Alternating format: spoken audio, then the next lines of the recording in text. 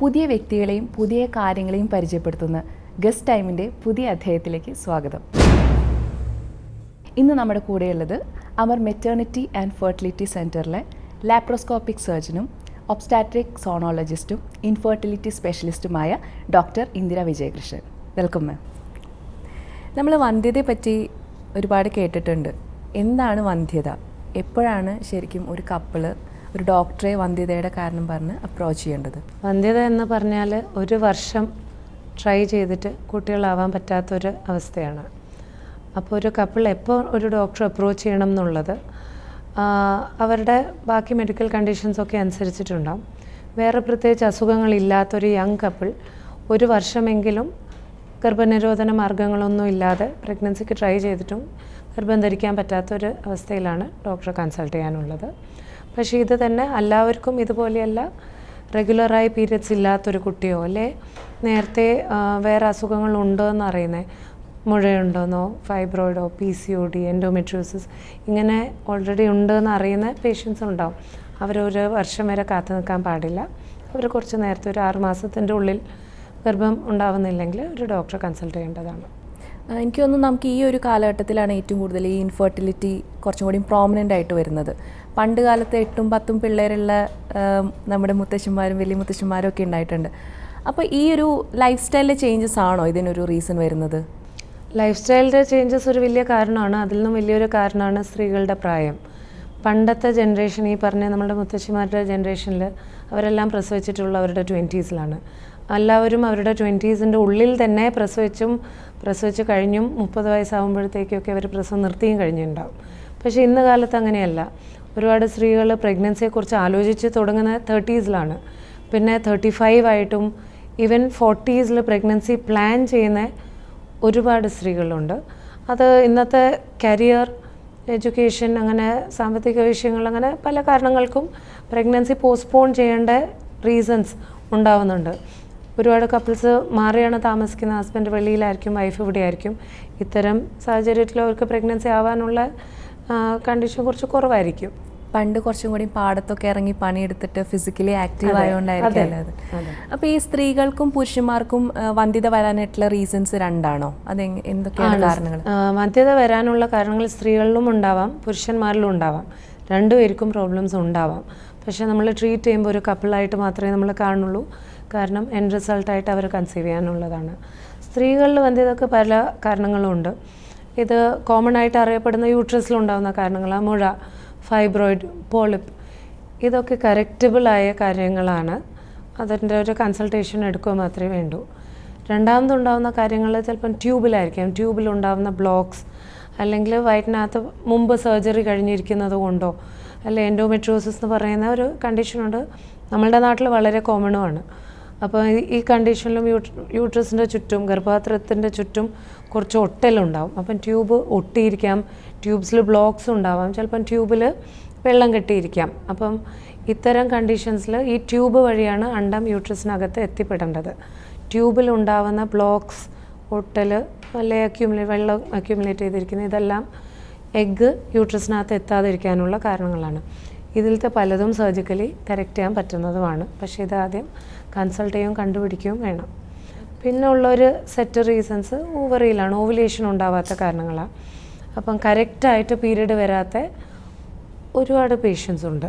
കറക്റ്റായിട്ട് പീരീഡ് വരുന്ന ഒരാൾക്ക് മാത്രമേ കൃത്യമായിട്ട് ഓവുലേഷൻ ഉണ്ടോ എന്നുള്ളതോ, അല്ലെ അവരുടെ ഒരു മാസക്കുള്ളി മുതൽ അടുത്ത മാസക്കുള്ളിയുടെ ഇടയ്ക്കുള്ള ദിവസങ്ങളിൽ ഏത് സമയമാണ് ഫെർട്ടൈൽ, ഏത് സമയത്ത് ട്രൈ ചെയ്യണം എന്നുള്ള അറിവ് കൃത്യമായി പീരീഡ് വരുന്നൊരു കുട്ടിക്ക് മാത്രമേ നമുക്ക് കൊടുക്കാൻ പറ്റുള്ളൂ.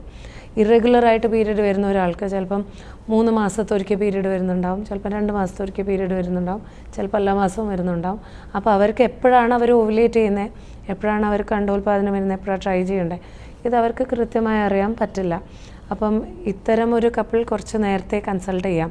റെഗുലറായി പീരിയഡ്സ് ഇല്ലാത്തപ്പോൾ അവർക്ക് ഓവുലേഷൻ ഉണ്ടോ എന്ന് തന്നെ അറിയാൻ വഴിയില്ല ചെക്ക് ചെയ്യുന്നവരെ.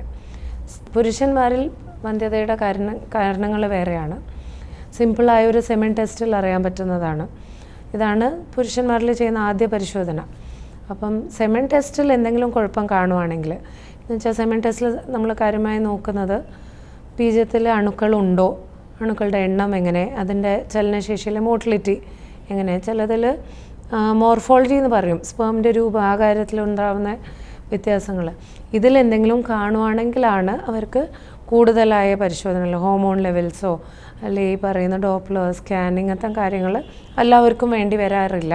സെമൻ അനാലിസിസ് എന്ന് പറയുന്ന ആദ്യ ടെസ്റ്റിൽ തന്നെ ചെക്ക് ചെയ്യാനുള്ളൊരു കുഴപ്പമുണ്ടോ, കൂടുതലായ ട്രീറ്റ്മെൻറ്റ് വേണ്ടതാണോ എന്നുള്ളത് ഇതിൽ തന്നെ അറിയാൻ പറ്റും. ഓക്കെ. അപ്പോൾ ഇപ്പോൾ ഒരു കപ്പിളായിട്ട് ഡോക്ടറിനെ കൺസൾട്ട് ചെയ്യുന്ന സമയത്ത് എന്തൊക്കെയാണ് ഫസ്റ്റ് വരുന്ന ടെസ്റ്റുകളും കാര്യങ്ങളും? ഒരു കപ്പിൾ ആദ്യം വരുമ്പം അവരുടെ കാര്യങ്ങളും നമ്മൾ ചോദിച്ചെടുക്കുക ചെയ്യുക. എന്താണ് ഇവരുടെ ഇൻഫെർട്ടിലിറ്റിനുള്ള കാരണം? പലപ്പോഴും കപ്പിൾസ് ബന്ധപ്പെടുന്നതിൽ തന്നെയായിരിക്കും പ്രോബ്ലം കിടക്കുന്നത്. ഒരുപാട് കപ്പിൾസ് വരുമ്പം ചിലപ്പം കല്യാണം കഴിച്ച് 1 വർഷമോ 5 വർഷമൊക്കെ ആയി കാണും, പ്രോപ്പറായിട്ട് ബന്ധപ്പെട്ട് പോലും കാണില്ല. അത് പുറത്തോട്ട് പറയാനോ അതിനുവേണ്ടി ഒരു കൺസൾട്ടേഷനോ എടുക്കാനുള്ള മടിയുണ്ടാവും. പിന്നെ സ്ത്രീകളിലുണ്ടാകുന്ന കാരണങ്ങൾ അവരുടെ മെൻസ്ട്രൽ സൈക്കിളിൻ്റെ പാറ്റേൺ ചോദിക്കുമ്പോൾ അറിയാൻ പറ്റും. റെഗുലറായ മാസാമാസം വരുന്ന പീരിയഡ്സ് ഉള്ള ഒരു സ്ത്രീക്ക് എന്ന് വെച്ചാൽ 28 to 30 ഡേയ്സിൽ പീരിയഡ്സ് വരുന്നുണ്ടെങ്കിൽ നമുക്ക് ധരിക്കാം, അസ്യൂം ചെയ്യാം അവർക്ക് റെഗുലറായിട്ട് ഓവുലേഷൻ ഉണ്ടാകുന്നുണ്ടെന്നുള്ളത്. പിന്നെ ആദ്യമായിട്ട് ചെയ്യുന്ന ടെസ്റ്റ് അൾട്രാസൗണ്ടാണ്. സ്ത്രീകളിൽ അൾട്രാസൗണ്ടിൽ യൂട്രസിന് കുഴപ്പം എന്തെങ്കിലും ഉണ്ടോ, യൂട്രസിന് പാളി, എൻഡോമെട്രിയം, ഇതിൽ ഗർഭം റിസീവ് ചെയ്യാതിരിക്കാനുള്ള എന്തെങ്കിലും കാരണമുണ്ടോ, പിന്നെ കൃത്യമായിട്ട് ഓവുലേഷൻ ഉണ്ടോ എന്ന് നോക്കുന്ന ഫോളിക്കുലർ സ്റ്റഡി എന്ന് പറയുന്ന ഒരു സ്കാനിങ് ഉണ്ട്. അത് ഒരു മാസത്തെ 2 to 3 ഡേയ്സ് ഗ്യാപ്പിൽ പല ദിവസങ്ങളായിട്ട് ചെയ്യുന്ന സ്കാനാണ്. ഓവുലേഷൻ ഉണ്ടാവുന്നുണ്ടോ എന്നറിയാനും ഉണ്ടാവുന്നുണ്ട് എത്രാമത്തെ ദിവസമാണെന്ന്. ഇതൊരു കപ്പിളിന് ആ നോളജ് കൊടുത്താൽ നിങ്ങൾക്ക് ട്രൈ ചെയ്യാനുള്ള ദിവസങ്ങൾ ഇന്ന ദിവസം മുതൽ ഇന്ന ദിവസം വരെയാണ്, ഈ ടൈമിലാണ് ട്രൈ ചെയ്താൽ പ്രഗ്നൻസിയുടെ ചാൻസസ് മാക്സിമം. ചിലപ്പോൾ അവരത് ഹെൽപ്പ് ചെയ്യും. കുറേ പേഷ്യൻസിന് അറിവില്ല, അപ്പോൾ അവർക്ക് എപ്പോഴാണ് ട്രൈ ചെയ്യാനുള്ളതെന്നുള്ളതോ അല്ലെങ്കിൽ ഈ ഓവുലേഷൻ പീരീഡ് കഴിഞ്ഞിട്ടായിരിക്കും അവർ ട്രൈ ചെയ്യുന്നത്. ചില കപ്പിൾസ് ചിലപ്പം വീക്കെൻഡ്സിലായിരിക്കും ഒന്നിച്ച് താമസിക്കുന്നത്, അപ്പോൾ അവർ ഓവുലേഷൻ വിൻഡോ ചിലപ്പം കംപ്ലീറ്റ്ലി മിസ് ചെയ്ത് പോവും. അപ്പോൾ ഈ അറിവ് തന്നെ ചിലപ്പോൾ അവരുടെ പ്രോബ്ലം ഹാൻഡിൽ ചെയ്യും. പുരുഷന്മാരിലുള്ള സെമൻ ടെസ്റ്റ്, സ്ത്രീകളിലുള്ള അൾട്രാസൗണ്ട്, ഫോളിക്കുലർ സ്റ്റഡി, പിന്നെ 2 പേരുടെയും ബ്ലഡ് ടെസ്റ്റ്, ഇതാണ് ഫസ്റ്റ് ലൈൻ ടെസ്റ്റുകൾ. ഇതിൽ എന്തെങ്കിലും കുഴപ്പമുണ്ടെങ്കിൽ അവിടെ നിന്നാണ് നമ്മൾ വർക്കൗട്ട് ചെയ്ത് തുടങ്ങുന്നത്. പുരുഷന്മാർക്കുള്ള ട്രീറ്റ്മെൻറ്റും സ്ത്രീകൾക്കുള്ള ട്രീറ്റ്മെൻറ്റും ഡിഫറെൻ്റ് ആണോ? ആണ്. പുരുഷന്മാർക്കുള്ള ട്രീറ്റ്മെൻറ്റ് അവരുടെ സെമൻ അനാലിസിസിൽ ഒരു പ്രോബ്ലം ഉണ്ടെങ്കിലാണ് സ്റ്റാർട്ട് ചെയ്യുന്നത്. സെമനിലുള്ള പ്രോബ്ലംസ് ഇപ്പം ബീജത്തിൽ അണുക്കൾ കുറവാണെങ്കിൽ അതിനുള്ള മരുന്നെടുത്ത് കൂട്ടാനുള്ള ശ്രമം ഉണ്ടാവാം. അല്ലെങ്കിൽ അണുക്കളുടെ ക്വാളിറ്റി, സ്പേമിൻ്റെ ക്വാളിറ്റി, മോട്ടിലിറ്റി ഇതൊക്കെ കുറവാണ്, അതിന് ആദ്യം ഒരു മെഡിക്കൽ മാനേജ്മെൻറ്റാണ് നോക്കുന്നത്. ചിലവരിൽ ഈ സ്പേമിൻ്റെ കൗണ്ട് തീരെ കുറവായിരിക്കാം, എന്ന് വെച്ചാൽ നാച്ചുറലായ ഇൻറ്റർകോഴ്സിൽ പ്രഗ്നൻസി ധരിക്കാൻ സാധ്യത നിയർ നിൽ ആവുന്ന രീതിയിലുള്ള കൗണ്ട്സ് ഉണ്ടാവും. അവർക്കപ്പം മെഡിക്കൽ മാനേജ്മെൻറ്റിൽ ഹെൽപ്പ് ചെയ്തില്ലെങ്കിൽ ഇന്ന് കാലത്ത് കുറേ കൂടിയ ട്രീറ്റ്മെൻറ്റ് അവൈലബിൾ ആണ്. IUI, IVF ഇതെല്ലാം ഇത്തരം സിറ്റുവേഷനിൽ വളരെ ഹെൽപ്ഫുൾ ആവുകയാണ്. ഇപ്പോൾ കപ്പിളായിട്ട് നമ്മൾ ട്രീറ്റ്മെൻറ്റിന് വരുന്ന കാര്യം പറഞ്ഞു. പണ്ട് തൊട്ടേ നമ്മൾ ഇൻഫെർട്ടിലിറ്റി, വന്ധ്യത എന്നൊക്കെ കേൾക്കുമ്പോൾ സ്ത്രീകളാണ് കൂടുതലും ഗർഭം ധരിക്കാൻ, എപ്പോഴും ആ ഗർഭം ധരിക്കുന്ന സ്ത്രീ ആയതുകൊണ്ടായിരിക്കാം കൂടുതലും പെണ്ണുങ്ങൾക്കാണ് പ്രശ്നം എന്നുള്ള രീതിയിലാണ് നമ്മൾ പൊതുവെ നാട്ടിലൊക്കെ ആയിട്ട് കേൾക്കുന്നത്. ഈ ആണുങ്ങളിപ്പോൾ ട്രീറ്റ്മെൻറ്റിന് അങ്ങനെ മുന്നോട്ട് വരാനായിട്ട് വരുന്നുണ്ടോ ഇപ്പോഴും? പുരുഷന്മാർ സ്ത്രീകളുടെ അത്ര ഓപ്പൺ ആയിരിക്കില്ല ട്രീറ്റ്മെൻറ്റിലേക്ക്, പക്ഷെ വരുന്നവരുണ്ട്. പിന്നെ ഞാൻ നേരത്തെ പറഞ്ഞ പോലെ വന്ധ്യതയുടെ ഒരു ടോപ്പിക്കിൽ എപ്പോഴും നമ്മൾ കപ്പിളിനെ ഒന്നായിട്ടാണ് കാണുന്നത്. അല്ലാതെ ഇത് സ്ത്രീയുടെ കുഴപ്പമാണോ മെയിലിൻ്റെ കുഴപ്പമാണോ അങ്ങനെ നമ്മൾ നോക്കേണ്ട കാര്യമില്ല. ഒടുവിൽ അവർക്ക് പ്രഗ്നൻ്റ് ആവുന്നതാണ് നമ്മളും അവരും ആഗ്രഹിക്കുന്ന എൻഡ് റിസൾട്ട് അതാണ്. അപ്പം 2 പേരും അങ്ങനെ ഒരു പ്രോബ്ലം ഫേസ് ചെയ്യുന്ന എല്ലാ കപ്പിളിനും എനിക്ക് ഒരേ അഡ്വൈസേ ഉള്ളൂ, 2 പേരും തന്നെ കൺസൾട്ടേഷന് വരണം. ഡോക്ടർ ഇപ്പോൾ നേരത്തെ IVF-നെയും IUI-നെയും പറ്റി പറഞ്ഞു, അതൊന്ന് വിശദീകരിക്കാം, എന്താണ് 2 ട്രീറ്റ്മെൻറ്റും? അപ്പോൾ ഒരു കപ്പിൾ നമ്മൾ അപ്രോച്ച് ചെയ്യുമ്പോൾ ആദ്യം ഞാൻ നേരത്തെ പറഞ്ഞ പോലെ നമ്മൾ ചെയ്യുന്നവർക്ക് ഓവുലേഷൻ ഉണ്ടോ, സെമൻ നോർമലാണോ, ഇൻറ്റർകോഴ്സ് ഓക്കെ ആണോ, ഇത്തരം ബേസിക് ആയ ഒരു കാര്യം നമ്മൾ പ്രോപ്പറാണെന്ന് അറിഞ്ഞു കഴിഞ്ഞാൽ ഇവർക്ക് ഓവുലേഷൻ ഇല്ലെങ്കിൽ നമുക്ക് ഇവർക്ക് ഓവുലേഷൻ വരുത്താനുള്ള മരുന്ന് കൊടുക്കാം. അതുപോലെ സെമൻ്റെ കൗണ്ട് കുറവാണെങ്കിൽ അതിനുള്ള മരുന്ന് ട്രീറ്റ്മെൻറ്റ് അവരുടെ ഓരോ പേഷ്യൻ്റ് ഇൻഡിവിജ്വലൈസ്ഡ് ആണ്, എല്ലാ പേഷ്യൻറ്റും ഒരു ട്രീറ്റ്മെൻറ്റ് അല്ല. അപ്പം സാധാരണ രീതിയിലുള്ള ട്രീറ്റ്മെൻറ്റ് എന്ന് പറഞ്ഞാൽ ഓവുലേഷനുള്ള മരുന്ന് കൊടുക്കുകയാണ്. അപ്പം കൂടുതലായ ഓവുലേഷൻ വരുമ്പം കപ്പിൾ കൺസീവ് ചെയ്യാനുള്ള ചാൻസ് കൂടും. പക്ഷേ ഇതിൻ്റെ ഒരു 4-5-6 സൈക്കിൾ കഴിഞ്ഞിട്ടും കപ്പിൾ കൺസീവ് ചെയ്യുന്നില്ലെങ്കിൽ അവർക്ക് എന്താണ് വേറെ എന്തെങ്കിലും കാരണമുണ്ടോ എന്നുള്ളൊരു ചിന്ത വന്നു തുടങ്ങുന്നു. ഈ സ്റ്റേജിലാണ് നമ്മൾ ട്യൂബ് ടെസ്റ്റ് ചെയ്യുന്നതോ അല്ലെ ട്രീറ്റ്മെൻറ്റ് കുറച്ചും കൂടെ മുന്നോട്ട് കൊണ്ടുപോകുന്നത്. IUI എന്നുള്ള ട്രീറ്റ്മെൻറ്റ് യൂഷ്വലി നമ്മൾ കുറച്ച് കൂടുതലായ ഒരു ഓവുലേഷൻ വരുത്താൻ അറ്റംപ്റ്റ് ചെയ്യും. നാച്ചുറലായ ഒരു സൈക്കിളിൽ മാസക്കുള്ളിൽ ഒറ്റ എഗ്ഗാണ് വരുന്നത്. അപ്പം IUI അല്ലെങ്കിൽ അസിസ്റ്റഡ് റീപ്രൊഡക്ഷൻ എന്ന് പറയുന്ന ട്രീറ്റ്മെൻറ്റിൽ ചിലപ്പോൾ ഒന്നിൽ കൂടുതൽ എഗ്സ് നമ്മൾ വരുത്താൻ നോക്കും. 2 to 3 eggs ആണ് ഐഡിയൽ. ഇത്ര എഗ്സ് വരുമ്പം ഒന്നെങ്കിലും ഫെർട്ടിലൈസ് ആവാനും ഒരു പ്രഗ്നൻസി പിടിക്കാനുള്ള ചാൻസ് കൂടും. IUI എന്ന് പറയുന്ന പ്രൊസീജിയർ ഓവുലേഷൻ ടൈമിൽ ഹസ്ബൻഡ് അടുത്ത് നമ്മൾ സെമൻ കളക്ട് ചെയ്യാൻ പറയും. ഈ സെമൻ നമ്മൾ ലാബിൽ നിന്ന് പ്രോസസ്സ് ചെയ്യും. അപ്പോൾ അതിലുള്ള നേരത്തെ പറഞ്ഞ പോലെ സ്പേമിൽ എല്ലാ സ്പേംസും നല്ലതല്ല. സ്പേമിൻ്റെ കൗണ്ട് മില്യൺസിലായിരിക്കും, പക്ഷേ അതിൽ ഫങ്ഷണലായ മോട്ടിലിറ്റി ഉള്ള ഹെൽത്തി സ്പേംസ് കുറച്ചായിരിക്കും. IUIയിൽ നമ്മൾ സെമൻ പ്രോസസ്സ് ചെയ്ത് ഈ സ്പേംസിനെ സെപ്പറേറ്റ് ചെയ്തെടുക്കും. ഇത് മാത്രമായിട്ട് യൂട്രസിനകത്ത് വെച്ച് കൊടുക്കും, ഇൻസെമിനേഷൻ എന്ന് പറയും. ഇതിൽ തന്നെ പ്രഗ്നൻസിയുടെ ചാൻസസ് നോർമലി ട്രൈ ചെയ്യുന്നതിൽ നിന്ന് ഓൾമോസ്റ്റ് ഡബിൾ ആവുകയാണ്. അപ്പം ഇതാണ് IUI എന്ന് പറയുന്ന ട്രീറ്റ്മെൻറ്റ്. IVF എന്ന് പറഞ്ഞ ട്രീറ്റ്മെൻറ്റ് ഇതിൽ നിന്ന് ഒരു ലെവൽ മുന്നോട്ടാണ്. IVFൽ സൂപ്പർ ഓവുലേഷൻ എന്ന് പറയും. അപ്പം നല്ല പോലെ കൂടുതൽ എഗ്ഗ് കിട്ടുന്ന രീതിയിൽ തന്നെ ഇഞ്ചെക്ഷൻസ് എടുക്കും. ഇതൊരു മേ ബി 10 to 12 days നീണ്ടു നിൽക്കും ഇഞ്ചെക്ഷൻസ്. ഇതെടുക്കുമ്പം ഓവറിയിൽ നിന്ന് ആവുന്നത്ര അണ്ടം കിട്ടാനുള്ള ആഗ്രഹത്തോടെയാണ് ഇഞ്ചെക്ഷൻസ് എടുക്കുന്നത്. അപ്പം എഗ്സിൻ്റെ എണ്ണം കൂടുതലാവാം, 10 to 15, ചിലപ്പോൾ അതിൽ നിന്നും കൂടുതലും ഉണ്ടാവാം. ഇതിൽ ഓരോ സ്ത്രീക്ക് എത്ര എഗ്സ് പ്രൊഡ്യൂസ് ചെയ്യാൻ പറ്റും എന്നുള്ളത് അവരുടെ കണ്ടീഷൻ അനുസരിച്ചും ഏജ് അനുസരിച്ചും അവർ IVFൽ വരെ എത്തിപ്പെടാനുള്ള എന്തെങ്കിലും ഒരു റീസൺ ഉണ്ടാവും. ആ കണ്ടീഷൻ അനുസരിച്ചിട്ടായിരിക്കും.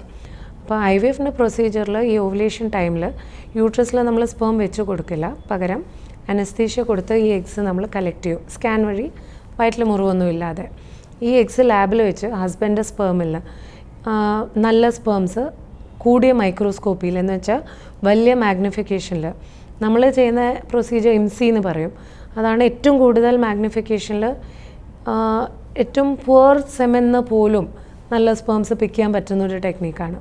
അപ്പം ഇത് വെച്ച് ഏറ്റവും നല്ല സ്പേം സെലക്ട് ചെയ്ത് ഓരോ എഗ്ഗിനെ ലാബിൽ വെച്ച് ഇഞ്ചെക്ട് ചെയ്യും. അതായത് പണ്ട് ടെസ്റ്റ് ട്യൂബ് ബേബി എന്ന് വിളിക്കാൻ കാരണം.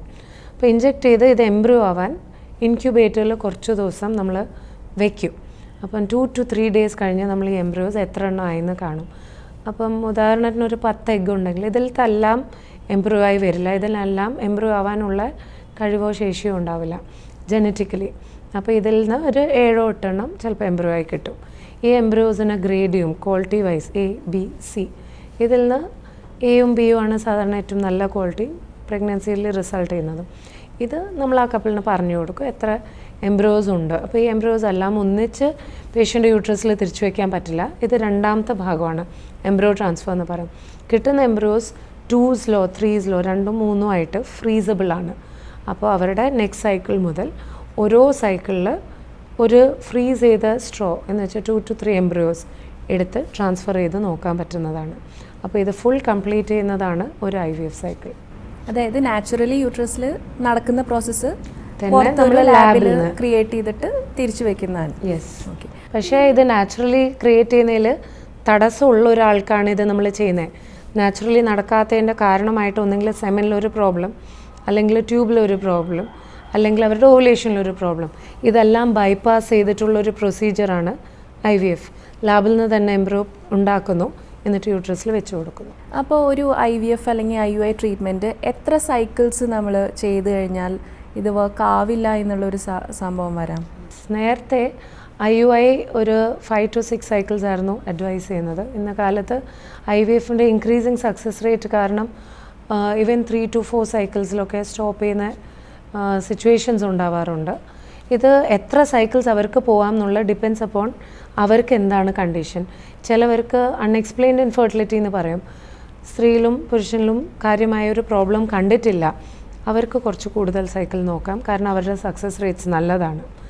ഇനി ഒരു സിവിയറായ മെയിൽ ഫാക്ടർ എന്ന് വെച്ചാൽ സ്പേം അത്രക്കും മോശമായത് കൊണ്ടോ അങ്ങനെ ചെയ്യുന്ന ഒരു IVFന് നമ്മൾ അധികം സൈക്കിൾസ് IUIയിൽ സ്പെൻഡ് ചെയ്യാത്തതാണ് നല്ലത്. സ്ത്രീയുടെ ഏജ് വീണ്ടും വളരെ വലിയ ഫാക്ടറാണ്.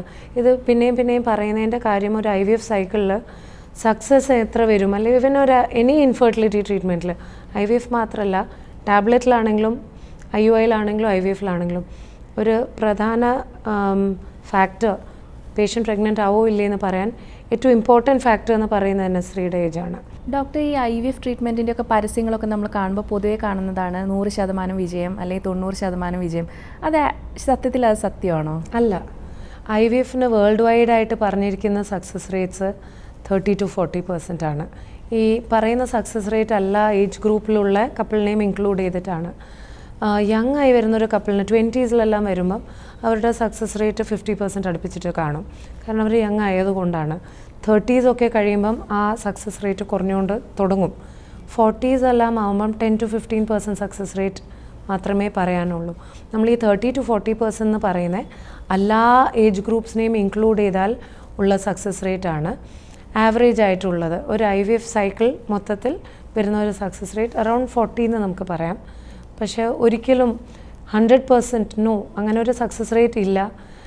ഒരു കുഴപ്പമില്ലാത്തൊരു കപ്പിളിന് പോലും ഒരിക്കലും 100% സക്സസ് റേറ്റ് പറഞ്ഞ് എടുക്കുന്ന ശരിയായ ഒരു കാര്യമല്ല. ഈവൻ 80 to 90% എന്ന് പറയുന്നത് കറക്റ്റായ ഒരു കാര്യമല്ല. സക്സസ് റേറ്റ്സ് പേഷ്യൻറ്റിൻ്റെ ഓരോ ഫാക്ടേഴ്സിൽ ഡിപ്പെൻഡ് ചെയ്യുന്നു. ആവറേജ് ആയ സക്സസ് റേറ്റ് നമുക്ക് മാക്സിമം പറഞ്ഞ ഒരു 50 പറയാം, അല്ലെങ്കിൽ ആവറേജ് ആയിട്ട് പറയുന്നെങ്കിൽ 30 to 40 പറയാം. യങ് ആണെങ്കിൽ 50, മുമ്പ് പ്രസവിച്ചൊരു സ്ത്രീക്കും വീണ്ടും 50 പറയാം. ലാപ്രോസ്കോപ്പി ട്രീറ്റ്മെൻറ്റ് എപ്പോഴാണ് ഇതിനൊരു സാധ്യത വരുന്നത്? ലാപ്രോസ്കോപ്പി എന്ന് പറയുന്ന ഒരു കീഹോൾ സർജറിയാണ്. ഇത് വന്ധ്യത ചികിത്സ മാത്രമല്ല, ഇതിൻ്റെ ഒരു ഇൻവെസ്റ്റിഗേഷൻ, ഇതിൻ്റെ ഒരു ടെസ്റ്റിങ്ങും കൂടിയാണ്. അപ്പോൾ ലാപ്രോസ്കോപ്പി എന്ന് പറയുന്നത് അത്യാവശ്യം കുറച്ച് ട്രീറ്റ്മെൻറ്റ് എടുത്ത് ഇല്ലെങ്കിൽ കുറേ വർഷമായി ഒന്നിച്ച് താമസിക്കുന്നു. റെഗുലറായ സൈക്കിൾസ് ഉണ്ട്, ഓവുലേഷൻ ഉണ്ട്, സെമൻ ടെസ്റ്റ് ചെയ്യുന്ന നോർമലാണ്, പക്ഷേ കൺസീവ് ചെയ്യുന്നില്ല. ഇവിടെയാണ് ലാപ്രോസ്കോപ്പിയുടെ ഒരു റോൾ. എന്താണ് പ്രോബ്ലം എന്ന് കണ്ടുപിടിക്കുന്നത്. ഹിസ്ട്രോ ലാപ്രോസ്കോപ്പി എന്ന് പറഞ്ഞൊരു പ്രൊസീജിയറാണ് ചെയ്യുന്നത്. ഹിസ്ട്രോസ്കോപ്പി എന്ന് പറഞ്ഞാൽ യൂട്രസിനകം നേരിട്ട് കാണുക, യൂട്രസിനകത്ത് പ്രഗ്നൻസി പിടിക്കാതിരിക്കാൻ ഒരു കാരണമുണ്ടോ, ചിലപ്പം പോളിപ്പ്, ചിലപ്പം ഫൈബ്രോയിഡ്, ചിലപ്പോൾ ആ ലൈനിങ് നല്ലതായിരിക്കില്ല. അത് കണ്ടുപിടിക്കാനും ടെസ്റ്റ് ചെയ്യാനും സെയിം സെറ്റിങ്ങിൽ പരിഹരിക്കാനും പറ്റും ഹിസ്ട്രോസ്കോപ്പിയിൽ. ഇതിൻ്റെ കൂടെയാണ് ചെയ്യുന്ന ലാപ്രോസ്കോപ്പി. ലാപ്രോസ്കോപ്പി വളരെ ചെറിയ മുറിവിലേക്കൂടെ 5 mm ഒക്കെയുള്ള ചെറിയ മുറിവിൽ കൂടെ യൂട്രസും ട്യൂബ്സും ഓവറീസും നേരിട്ട് കാണുവാണ്. അപ്പോൾ ഇത് കാണുന്നതിൻ്റെ കൂട്ടത്തിൽ എന്തെങ്കിലും പ്രോബ്ലം കാണുവാണെങ്കിൽ, ഫോർ എക്സാമ്പിൾ എൻഡോമെട്രിയോസിസ് കാണുവാണെങ്കിൽ അതിനുള്ള കറക്ഷനും ചെയ്യാൻ പറ്റും. ഓവറിയിൽ സിസ്റ്റ് ഉണ്ട്, റിമൂവ് ചെയ്യാൻ പറ്റും.